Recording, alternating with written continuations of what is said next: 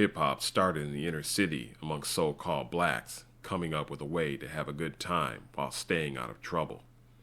This innovative music genre, which started in the streets of New York, would soon become something every person from every culture would gravitate to. There is no other music which has been emulated and consumed by people around the planet like hip-hop.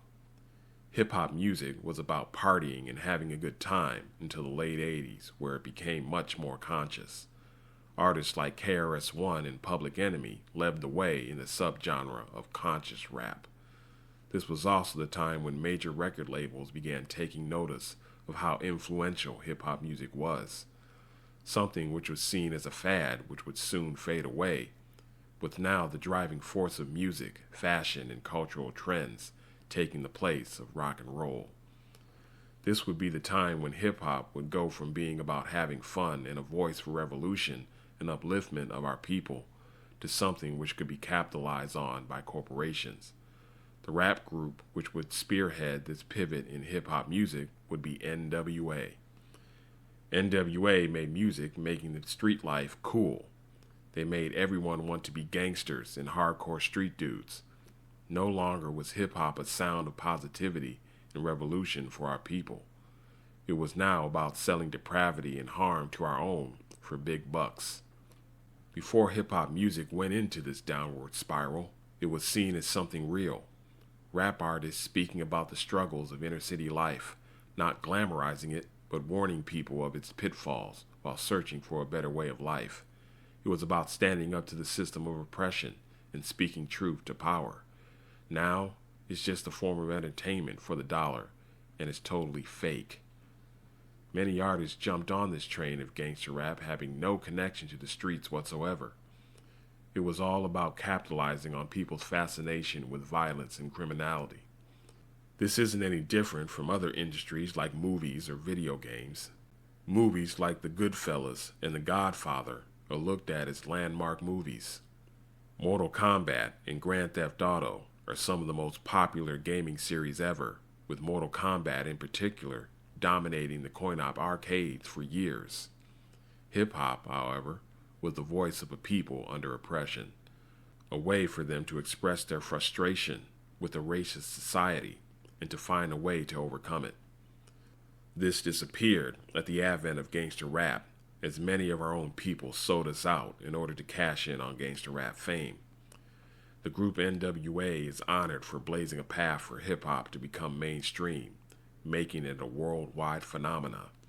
This is something which should not be celebrated, as hip-hop's meteoric rise came at great cost. As I've said before, virtually all this gangster rap stuff is fake, along with those who make it. They may do 1% of the things they rap about on their records. It's all an act, and it's harmful to our people in glamorizing and glorifying our own destruction.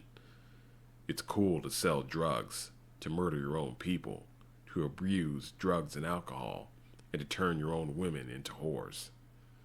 I can't stress enough how this is all fake.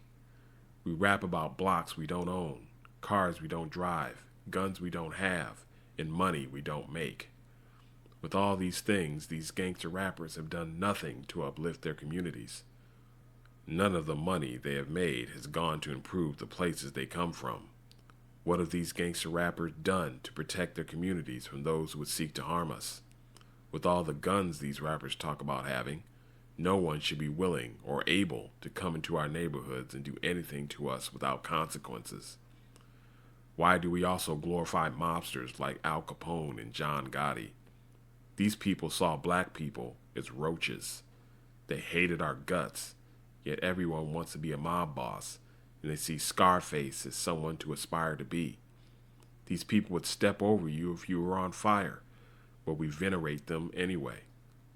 Gangster rap is just another form of self-hatred, more of us despising what we see in the mirror. Why do we seek to produce and support something promoting our own destruction? How has gangster rap benefited us? Sure, making this music has allowed people to make money and get out of the ghetto, but at what cost?